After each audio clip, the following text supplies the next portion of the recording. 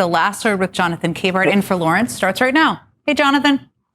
Hey, Jen. So I was in makeup and getting ready and everything, so I missed your political panel. What was the big thing you guys talked about? Oh, boy. Well, Just all of pick the one. things that happen, money, and how concerning money is. But the truth is, energy out there is incredibly powerful. They still need money, but we talked a bit about that. Oh, okay. All right. Well, we're going to talk about a few other things, including Donald Trump and J.D. Vance out there talking to the people about a whole bunch of stuff that they hope all those people will believe. Well, I hope they don't. I don't think they will. I'll look forward to watching you. Well, by the time I'm done with this A block, they better not. Thanks, Jen. There you go. Have a good weekend. You too. Well, Donald Trump and J.D. Vance had a message for America today. Don't believe your lying eyes. With the midterms just 74 days away, Trump and Vance are trying to sell voters on the idea that the Trump agenda has been a success. There's just one problem for Donald Trump and J.D. Vance. Reality. People know when their lives are harder. They know when prices are higher. They know when they have a president who doesn't seem to care, more obsessed with renovating the White House than ending a disastrous war he started that is wrecking the economy.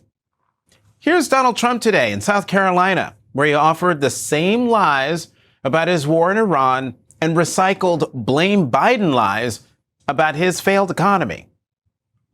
I think Lindsey respected Darlene more than any other person he knows, including me. That does not make me happy. The radical left Democrats handed us a complete and total affordability and security disaster. Remember affordability. I view the Strait of Hormuz as an American territory right now. It's an American territory. Tariffs. It's my all-time favorite word. I love tariffs. I love the word. It's made us rich as hell. We have to make the midterm elections too big to rig. Very simple. I should be at 100% on the economy, but you're going to see it in a short period of time. What the hell do I have to do? Go back, bomb Iran a little bit more? Donald Trump was in South Carolina ahead of Tuesday's Republican Senate primary runoff, where he campaigned for Darlene Graham, the sister of the late Senator Lindsey Graham, who's currently finishing her brother's term and is running to keep the office and serve a full term. Tonight's campaign event comes after Darlene Graham gave a truly disastrous answer to a question about national security in a debate this week ahead of Tuesday's runoff. Are Taiwan and the South China Sea national security issues for the United States? And if so, why or how? I'm just going to be honest here. I'm not on national security. I'm not that informed on national security. But I do support the military. My brother was in the Air Force for 33 years. So I will do everything I can to support the military. My dad was in the Army. I'm not a polished politician up here. National security is not my thing, not my area of expertise, but I do support the military. So here is how Donald Trump tried to explain away Darlene Graham's answer. She was being honest. I mean, she's into the price of groceries, the price of food, the price of beef, and it hasn't been her thing. It hasn't been her thing. Well, if you're running in a campaign to be a United States senator from a state with a huge veteran population, it kind of has to be your thing. And it's worth noting here that Donald Trump is campaigning in a ruby red state for a primary runoff between two pro-Trump Republicans. But this isn't simply about Darlene Graham. After several losses for Trump-backed Republicans, you think maybe there's some ego at play here. Of course, this is also about Trump trying to prove that his endorsement still carries enough weight to get his hand-picked candidate across the finish line after those humiliating losses. But whoever wins the South Carolina Republican runoff on Tuesday, that candidate will face Dr. Annie Andrews, the Democratic Senate nominee, who will be joining us in a moment. J.D. Vance was also campaigning today in a state that, until the past few months, was considered safe Republican territory. J.D. Vance returned to his hometown of Middletown, Ohio, where he spoke to workers at a steel mill. And there was a whiff, just a little tiny bit of what psychologists would call projection in Vance's remarks today. These Democrats have voted for foreign workers and fraudsters over American citizens and hard-paying taxpayers. They have voted for corporations who sent jobs overseas rather than good American businesses who invested in you, invested in your communities, and increased your jobs. Who do these Democrats put first? Everyone else. You know who the Trump administration puts first? Americans. J.D. Vance then said this about his grandfather. He thought way too many politicians were just plain old corrupt, and he was right. He was definitely right. But when your boss is facing allegations of presidential corruption, like the likes of which has never been seen before, maybe avoid talking about that. This was, after all, supposed to be a speech about selling the Trump economy. And that's a tall order, especially if the best you've got is this absolutely bananas claim about how the Trump economy is going for young people. We're finally seeing that American dream of homeownership become accessible again to our young people. That is demonstrably false. In fact, according to a Pew Research Center survey, about 9 in 10 adults younger than 40, 89%, say it's harder for young adults today to buy a home than it was for their parents' generation. Young adults are also less likely than older ones to say buying a home is a very good investment. 89%. And that's really the larger problem facing the Trump-Vance sales pitch. They're asking voters to believe that Washington is finally working for them. Don't believe your lying eyes. Ignore reality. After nearly 2 years of a Republican White House, Republican Senate, and Republican House, this was J.D. Vance's closing message today. This November, you and I and our fellow citizens, we're going to go to the ballot box and we're going to face a choice. Do we believe in the United States of America? Do we believe in the hardworking men and women who built this great nation? Do we demand that our government serve us and our children rather than fraudsters and criminals? Do we demand that the American president fight for the American people first? I mean, he's not wrong. Voters should demand an American president who fights for the American people first. And they should demand the same of their leaders on Capitol Hill. But do Americans believe that's what they have? No. Nope. No ma'am, no sir. Poll after poll after poll shows us that the American people are furious with this administration and with Republicans and don't trust them to make their lives better. So Donald Trump and J.D. Vance can give speeches telling us that things are getting better. They can hold rallies. They can say things are great. And if you don't agree, it's the Democrats' fault. But is that really an argument voters are going to buy? We'll know in 74 days on Election Day. But until then, voters are looking at their own lives, their lived reality. And it's nothing like the one Donald Trump and J.D. Vance tried to sell in their speeches today. Leading off our discussion tonight, Dr. Annie Andrews, the Democratic nominee for the United States Senate in South Carolina. Dr. Andrews, welcome to The Last Word. After Darlene Graham's debate performance, Donald Trump is still all in for her. Do you think South Carolina voters are willing to overlook this?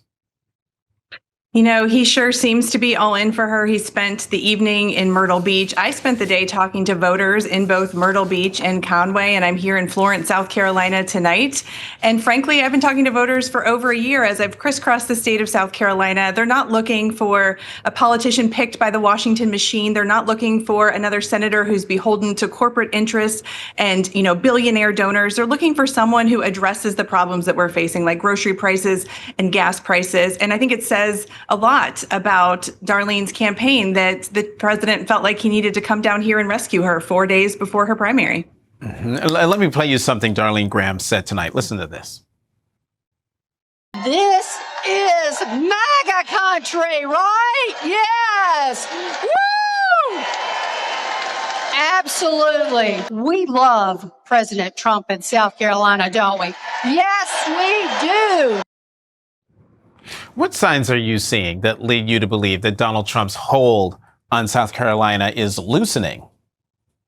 You know, it's the number of people who are showing up at my campaign events all across the state of South Carolina today in Myrtle Beach and Conway. There were Republicans, independents, and a lot of fired up Democrats who are ready to do everything we can to flip South Carolina blue in November. Donald Trump has lost his hold on the state of South Carolina. Darlene Graham is yet another face for this MAGA movement, for a failed Washington, a broken Washington, D.C. that is failing to solve the problems of South Carolinians. We have a healthcare system down here on the brink of collapse with the impending Medicaid budget cuts.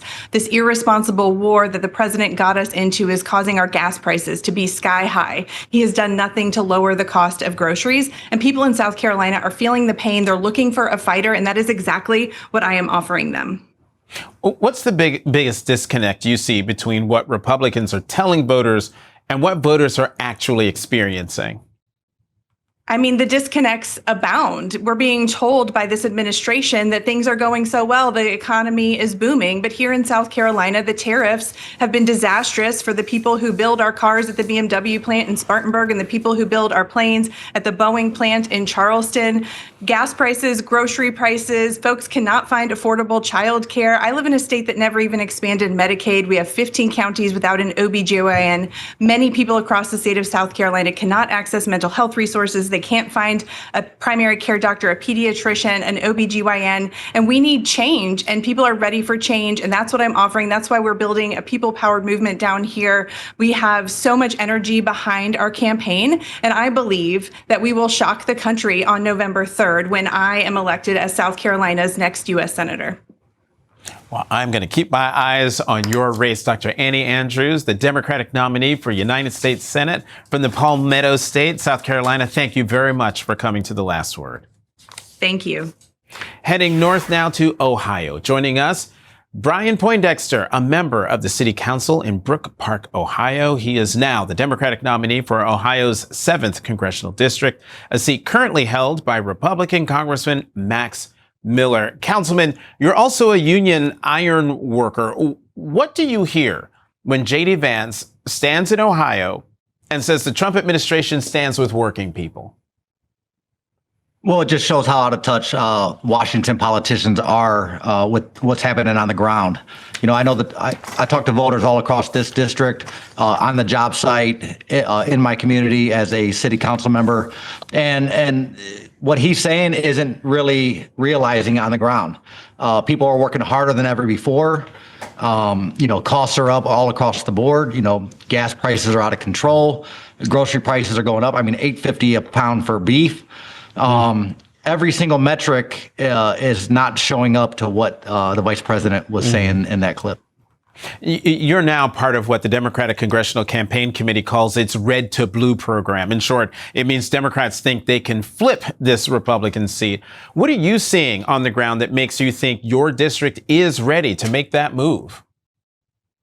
Yeah, I'm from the heart of the district, and I know people in this district. I know people who are in the Republican Party, independents and Democrats, and they're all rallying behind me because I understand what people are going through. I live the issues that everyone in this district is facing. And, you know, people are becoming more focused on uniting and coming back together as community, because the only way we're going to get through this mess is together. And that's the message we bring. You know, we're fighting on a message of workers first, and that's all workers. I don't care what demographic you are. I don't care if it's white collar or blue collar, if you work in a factory or on a farm. You know, everybody is feeling the pinch of this economy that's way out of balance. And I hope to go to Congress and help bring it back into balance for working families. Your opponent, Congressman Max Miller, is facing domestic and child abuse allegations made by his ex-wife. Miller has denied all the accusations. He also won his race in 2024 with just 51% of the vote in a district Trump won by 11 points. What does that gap tell you about the opportunity you're seeing in this race? Well, it tells me that he's got real problems in his personal life and in his congressional life. He's been absent in the district over 4 years, hasn't held any town halls. He plans events and cancels them. And really, he doesn't have any policy victories that he can point to and say, hey, I did this for you, because people are feeling the effects of all the votes he's taken. And, all he has is lies and smear tactics. And people are tired of that type of campaigning and that type of politics. And I'm showing them a different way. I show up to events. I hold town halls. I knock on doors. I meet people where they are, because people are tired of the politicians who mail it in, who try to buy their way out of trouble. And I'm ready to fight for the working families of this district, because they haven't had representation in this district in a long time. You mentioned your workers first messaging. Democrats have been struggling with working class voters. What does your specific plan to help rebuild that relationship look like?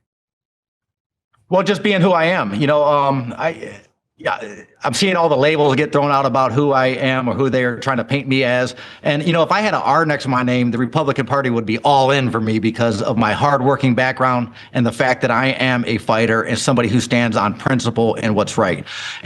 But I got a Democrat, a D next to my name, and all of a sudden I'm all this or that. And people are seeing through that nonsense that Washington portrays and projects on working people, and they didn't cast me with these labels when I was high on the buildings welding or down in the mud hole or working a 12-hour shift in the mill. But now that I'm standing up speaking out that working families are not making it in this economy, now they want to try to cast me, label me as all these different things.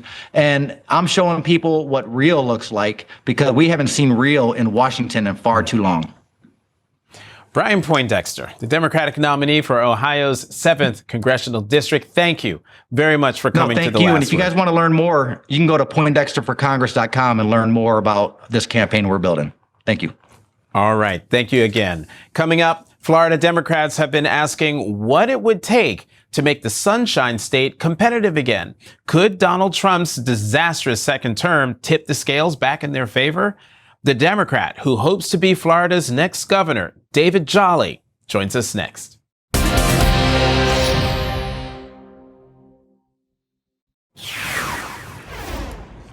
There once was a time in the not-so-distant past that Florida was the swing state come election season. I think most of us can remember those hanging chads in 2000.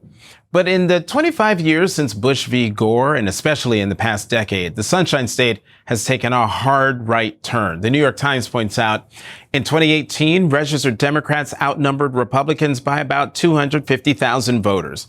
Today, Republicans outnumber Democrats by more than 1.5 million voters. In fact, you have to go all the way back to Lawton Chiles in 1994 to find a Democrat who won a gubernatorial election in the state of Florida. Now, more than 3 decades later, Democrats think that Donald Trump's disastrous second term has opened up the door for a comeback in Florida. Listen to what this 3-time Trump voter from Orlando told MS Now's Alex Tabbitt earlier this week. I think what Trump's doing now, I'm kind of having a look about face. We started a war over there in Iran we can't possibly finish. Are you benefiting from this war? No. Who's benefiting from it? Look at fuel prices. We went to Costco yesterday. It's ridiculous in there. Everything's expensive. Where does it end, right? That interview took place on Tuesday as Floridians voted in the state's primary elections. Politico reports GOP Congressman Byron Donalds and Democratic former Congressman David Jolly emerged victorious in their respective Florida primaries Tuesday, setting up dueling tests of the power of President Donald Trump's endorsements and the ability of more moderate Democrats to succeed in ruby red states. We'll also have our first poll since the Florida primaries. It was conducted by a firm that works with Democrats, and the poll shows David Jolly holds a 1-point advantage over Byron Donalds, a lead which is well within the margin of error. But if you dig deeper, The poll shows David Jolly with an 11-point lead among independent voters in Florida. And pollsters point out Jolly is receiving 18% of registered Republicans, more than 2 times Donald's 7% among Democrats. Fresh off his primary win, our next guest, David Jolly, just released his first campaign ad as the Democratic nominee for governor. I'm David Jolly, running for governor. Our politics are broken. We're more divided than ever before. We wake up each day and our leaders tell us to hate each other. And it's wrong.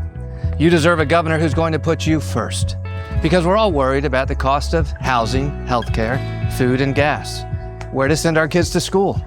We don't want crime or data centers in our neighborhoods. That's why I'm running for governor. And I'm asking for your vote. Joining us now is former Congressman David Jolly. He is the Democratic nominee for governor in Florida. David, it is good to see you in different circumstances than we've seen each other before. You just heard that Trump voter in Orlando. He still voted Republican in the primary. That's right. But for one of Byron Donalds' challengers, what would you say to convince him and other Florida voters like him to cross party lines and vote for you? Yeah, Jonathan, importantly, I think voters are telling us they want change. I mean, the reality is in some elections, voters want to stay the course. In some elections, they want change. And even in Florida, we have seen our special election swing by 15 and 20 points. The city of Miami elected a Democratic mayor for the first time in 30 years, and it was 19 points. It wasn't even close. And so the question is, in a change environment, am I capable of leading a coalition bigger than the Democratic Party, but rooted in the values of our party? You cited Lawton Chiles. I've run a Lawton Chiles campaign for the past 18 months. I've gone in red communities, purple and blue, talking about 3 values rooted in the Democratic Party, that the economy should work for everyone. Government can do a little bit to improve our lives, and everyone's rights should be protected and their dignity respected. Rooted in democratic values, but bigger than our party. So that voter who's saying, look, I just need to make sure the economy's working for me. Housing, healthcare, and education. And beyond that, I'd like to think government can just stay out of my life, make some good decisions, respect my personal freedom regardless of my walk of life. That's the coalition. Jonathan, there's a new coalition in American politics tonight, and it's starting right here in Florida. You know, David, I read a statistic in that intro from that poll that jumped out at me. Jolly is receiving 18% of registered Republicans. Yeah.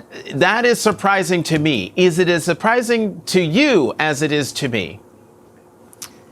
You know, it's not, because all voters are looking for change. They want somebody to address housing, healthcare, and education. The cost of your house, if you can afford your insurance, if you can afford your rent. Where can you get healthcare in a state where more people are going without it than ever before? And are there good local public schools? And by the way, are you investing in clean air and clean water? That's not a Democratic, Independent, or Republican principle. But if there is something that's happening here, sure, I was a former Republican. I've been an independent. I actually talk about being a capitalist that believes capitalism creates the most amount of economic growth. I want to let the private sector lead, but there are places where government has to step in. You see, the private sector is never going to make sure that every child gets educated, never make sure that every person has health care, particularly in an uncompensated space. They're not going to fix a homeowner's insurance problem in a natural disaster state. Since World War II, what's created the greatest economic strength and mobility is the government has stepped in and partnered with the private sector or filled in the gaps.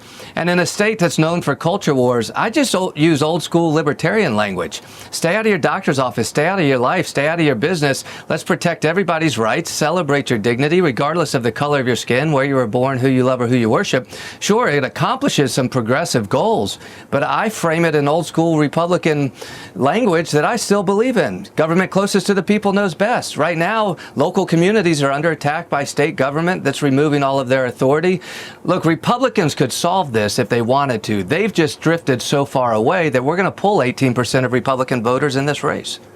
And if you do that, you very well might win. Let me get you on one more thing, David. Byron Donalds' record in Congress has essentially been a rubber stamp for the Trump agenda. Is that an effective message to enough Florida voters to help you win this campaign? You know, I'm running for governor. I don't have to litigate the president and ask people to litigate their past votes for the president, but I am litigating, in a sense, the president's economy. And Byron Donalds is known for one thing. He's Donald Trump's guy. And importantly, on primary night, he mentioned my name 5 or 6 times, Mandami a few times. He screams socialism and radical and all the stuff that scares himself and scares Republicans alike. But he didn't mention Donald Trump, the one person he's run with for 18 months. So I challenge Byron Donalds every day, and I'll do it right now. Bring Donald Trump to Florida, campaign alongside him, and defend Trump's economy. I'll leave the president alone, but defend the economy right now that Donald Trump is presiding over, and defend your policies that are backing up this president, because it's the economy that's leaving voters like that Republican at the top of the spot who are saying, hey, I don't trust the president or Byron Donalds anymore. Now's the time for change. Jolly's focused on housing, healthcare, and education and wants to keep government out of my life. That's it. Back to the basics. That's our platform. David Jolly, Democratic nominee for governor of Florida. Thank you very much for coming to The Last Word. Thank you, Jonathan. Coming up, build now, litigate later, and sue the critics who get in your way. We'll discuss the latest ways Donald Trump is testing the legal limits of presidential power next with Barbara McQuade.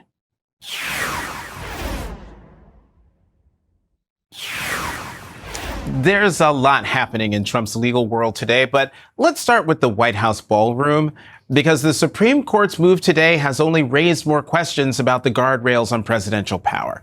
Today, Supreme Court Chief Justice John Roberts gave Donald Trump a temporary green light to keep building his $600 million, 90,000 square foot ballroom at the White House while the justices consider his appeal. So in practical terms, Trump gets what he wants. The construction continues. But remember, Trump has not won this case. A federal judge already said he needs authorization from Congress. The D.C. Circuit also agreed 2-1. But the Supreme Court has put that ruling on hold for now. And that's what makes today's ruling so unusual. The court is effectively saying, keep building, but we'll decide whether you have the legal authority to do it later.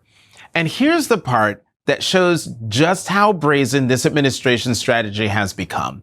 The Wall Street Journal reports Solicitor General John Sauer told the justices that in any event, it's too late to stop work now because the project is 65% done, moving quickly toward completion and past the point where major changes can be made.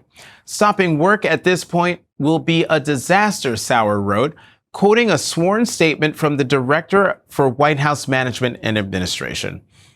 It was already a disaster when the Trump administration began demolishing and building without first getting Congress to authorize the project. And then there's Trump's political retribution. Trump is now threatening the Center for American Progress with a $5 billion defamation lawsuit over a report criticizing the effectiveness of his National Guard deployments onto American cities. $5 billion. $5 billion. It's the kind of number you have to say while doing an impression of Dr. Evil from Austin Powers. $5 billion. Sure, presidents are allowed to sue people who defame them. But Trump has increasingly used litigation against media organizations, researchers, universities, and political opponents.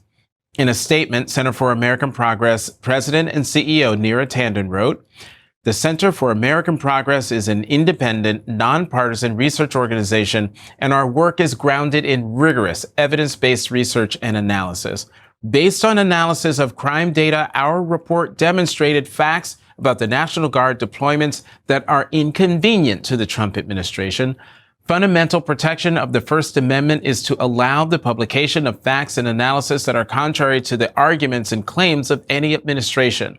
A lawsuit is a transparent attempt to silence us. We will neither cower nor bend in the face of it."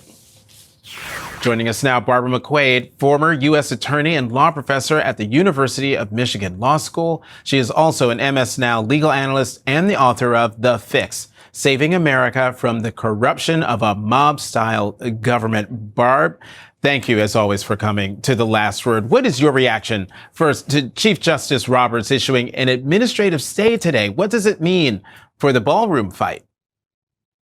I was actually surprised by this stay, Jonathan, because ordinarily stays are granted, but they are to preserve the status quo while courts consider a legal matter. The status quo, in my view, is not continuing the construction of the ballroom. It would be to stop the construction of the ballroom. Let's just put everything on hold while we work our way through this. It is a temporary order. It is just put in place until the full court can look at it and decide what they want to do with the case. And so I imagine within a matter of days, we will see a more thorough order coming from the majority of the justices. But in the end, it seems to me unlikely that this court is going to overturn what happened in the Court of Appeals. This is a textualist court, and the text of the statutes are very clear. It says that construction of buildings on any government property can only be done with the express authorization of Congress. That was the ruling on the court below. It's very difficult to see how the Supreme Court comes to any different view. But the stay allowing the construction to proceed in the meantime does strike me as unusual, if not maybe a tell that perhaps the court sees it differently than I do. I was going to say, Barbara, because given what the Wall Street Journal is reporting, that Solicitor General Sauer said that, hey, it's almost 70% done. Nothing to, we're almost past the point of no return. Are you confident, really, that the justices are going to come back, say, on Monday or Tuesday? What's to say they don't just wait out the clock to the point where the project really is past the point of no return? Yeah, no, I think that is a risk. So one thing to keep in mind is this is just one justice. It is Chief Justice Roberts, because he's the circuit justice for the District of Columbia. We don't have the full court deciding this case. But you're right, it is a possibility. Now, I don't think that argument should carry much weight. It's like saying, I'm involved in a bank heist. You should stop the bank heist. Well, I'm almost done, even though it's illegal. So at this point, it's futile. Why don't you just let me, steal the money? If it's illegal, it's illegal. So that argument doesn't really land with me too much. On Monday, Trump's personal lawyer sent a letter to the Center for American Progress threatening a $5 billion defamation lawsuit unless it retracts its report criticizing Trump's National Guard deployment into American cities. Barb, talk about how far past normal we are with the president using the threat of a $5 billion defamation suit as an attack on an organization's free speech. Yeah, we're not just past normal, we're past legal, because this is not the kind of case for which defamation law is designed. Defamation law is about an individual's reputation. This is about whether using the National Guard in American cities had a positive impact on violent crime. The report uses data, it uses analysis, and it reaches a conclusion. Now, if you want to rebut that, you can do that. You can issue your own report. You can say, this report was hogwash. Here's our data that shows it was different. But to threaten defamation, especially with this kind of made up number of $5 billion, strikes me as really just a naked effort to intimidate them. And not only to intimidate the Center for American Progress, which says it's not going to, succumb to these threats, and good for them for doing that. But it also sends a message to everybody else out there. Maybe people who don't have the kind of resources that they have at the Center for American Progress, and makes them timid and fearful that, boy, I better keep my mouth shut because I might be next. Barbara McQuade, as always, thank you for coming to The Last Word. Thank you, Jonathan. Coming up, follow the grift, not the science. Donald Trump's last FDA commissioner resigned after opposing a policy benefiting the tobacco industry. And now Trump has picked a new commissioner amid growing concerns about political interference at the agency. That's next.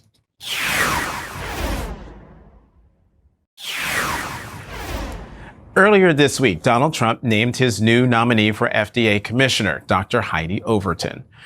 But before we dive into her resume, let's recap what happened to the former commissioner, because it's a perfect example of just how bankrupt Donald Trump and his health secretary, Robert F. Kennedy Jr.'s claims to care about, quote unquote, making America healthy again really are. The New York Times reports Dr. Marty Makary resigned as commissioner in May, citing his disagreement with a new policy allowing major tobacco and vape companies to sell flavored e-cigarettes. Dr. McCarry had been under pressure from the White House for months to authorize flavored vapes, a policy he objected to over concerns about their appeal to teenagers and young adults. The week after Mr. Trump had a golf course lunch with tobacco executives, the FDA approved mango and blueberry vapes and unveiled the new policy. Golf course lunch with tobacco executives. I tripped even saying that. Follow the grift, not the science. That's par for the course with the Trump team. Now, Dr. Heidi Overton is an actual doctor, which already makes her far more qualified than RFK Jr. She trained as a surgeon at Johns Hopkins University Hospital. But despite her medical school education and training, the Times reports Dr. Overton has done little to intervene during a period of extraordinary interference into the independence of the FDA. Health Secretary Robert F. Kennedy Jr. has pressured the FDA to make unvetted peptide injections more broadly available. Additionally, a donor to Mr. Kennedy's presidential campaign and an affiliated PAC fund exerted outsized influence over the agency's regulation of what is that? Kratom? Kratom, an addictive drug sold in gas stations. Dr. Overton stood beside Kennedy and Trump as Trump issued a piece of paper about the childhood vaccine schedule and has touted state laws changing, even though Trump doesn't have the power to change state laws on vaccine requirements. And Dr. Overton is an outspoken anti-abortion activist. She wrote this for the America First Policy Institute in 2023, less than a year after the Dobbs decision. I'm quoting here. Federal policymakers have recently expanded access to abortion pills, also called chemical abortions, which are far more dangerous to women, enabling rapid access to abortion. Joining us now, Minnie Timuraju, the president and CEO of Reproductive Freedom for All. Minnie, thank you very much for being here and letting me know I got the right pronunciation of Dr. McCarry's name. But let's talk about Dr. Well, he wasn't there that long, so it's not too terrible that you can't remember. Okay. Well, let's talk about Dr. Overton. Her claims in that MAGA blog that, quote, abortion pills, also called chemical abortions, are far more dangerous to women. What's your response to that? I mean, this is classic anti-abortion extremist propaganda. This is junk science. This is what the anti-abortion movement, the so-called pro-life movement, has been pushing since medication abortion, mifepristone, was authorized over 25 years ago. It is been deemed by this FDA effective, safe. It's been the subject of multiple lawsuits. It's already gone to the Supreme Court once.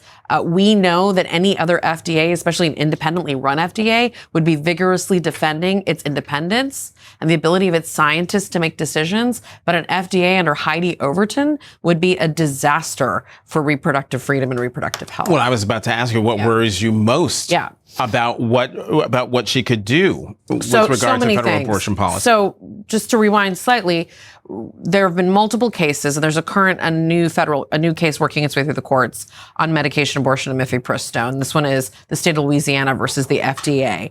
The FDA under Martin McCarry made a commitment, and the court had asked that they release an updated review of the safety of mifepristone. Why? Why is this so important now? Medication abortion constitutes the majority of abortions in this country, mifepristone specifically. Telehealth and telemedicine and medication abortion by mail is really allowing us to bridge a gap for care, particularly post-Dobbs, when we have so many states with bans and extreme restrictions and patients trapped in states like Texas and Louisiana who can't get access to care. Medication abortion also allows folks to get access in the privacy of their own home through self-managed care earlier in their pregnancy and at a lower cost. So these are all good things, right? These were actually COVID era restrictions that were lifted to make it easier for folks to have access to care for telehealth. Because of all those things, despite the Dobbs decision, abortion access and abortion rates have gone up in this country. And that makes opponents of abortion, the extremist anti-abortion movement leaders like Heidi Overton, it makes them livid. And they are adamant to ban abortion any way they can. And restricting medication abortion is their primary focus right now, since they cannot pass a bill at the moment. Can you explain that? Yeah. Given all the restrictions to the access to reproductive health care, how is it that abortion rates are going up? Right. It's because we have the ability to access care through telehealth, and doctors in places like California and New York are being protected by their state's shield laws. So we've got state legislatures passing legislation to protect abortion providers in states with access to care, to providing care to patients in other states. This has been the subject of pretty high profile lawsuits. You've got Ken Paxton, who's running for the U.S. Senate, trying to extradite doctors from New York, and Tish James fighting back. So we're going to see this continue to creep its way back up through the federal courts into the Supreme Court because of this conflict. But at the end of the day, we've got incredibly brave doctors across the country who are willing to do what they can, do what it takes, and providers and mutual aid organizations, abortion funds, who are getting these pills into the hands of patients when they need them. And you can't stop that, right? We are not living in 1973, where if you shut down brick and mortar clinics, folks are going to have back alley abortions. We live in a world now where folks can get safe care through telehealth, and they are demanding it. One more thing, let's just put up this Pew poll from earlier this year that shows that despite the Dobbs decision, 60% of Americans continue to believe abortion should be legal in almost all cases. That's basically unchanged before Dobbs. And we would actually argue the numbers are higher when you look at places like Kansas and Missouri, purple and red states that have codified a right to abortion when they've put it on the ballot, right? That really shows public sentiment is in our direction for abortion rights. It is an election issue. We have released, and we are releasing new ads talking about Todd Blanche's commitment to make Dobbs permanent in all 50 states, talking about Heidi Overton's commitment to use the FDA to ban medication abortion. These are issues that are incredibly unpopular with voters. They want Congress and the Trump administration out of restricting abortion. Banning abortion is one of the number one negatives for Republicans. So this is, frankly, a really interesting and kind of crazy time for the administration to be appointing somebody like a Heidi Overton. Minu Timuraju, President and CEO of Reproductive Freedom for All. Thank you for coming here to The Last Word on Set. And we'll be right back. Tomorrow morning on The Weekend, we'll be joined by Democratic Congresswoman Jennifer McClellan of Virginia to discuss Donald Trump's obsession with all his vanity projects instead of the issues like the economy. We'll also be joined by Maine Democratic Senate candidate Troy Jackson about his race against Republican Senator Susan Collins. That's tomorrow morning at 7 a.m. Eastern, right here on MS Now. That is tonight's Last Word.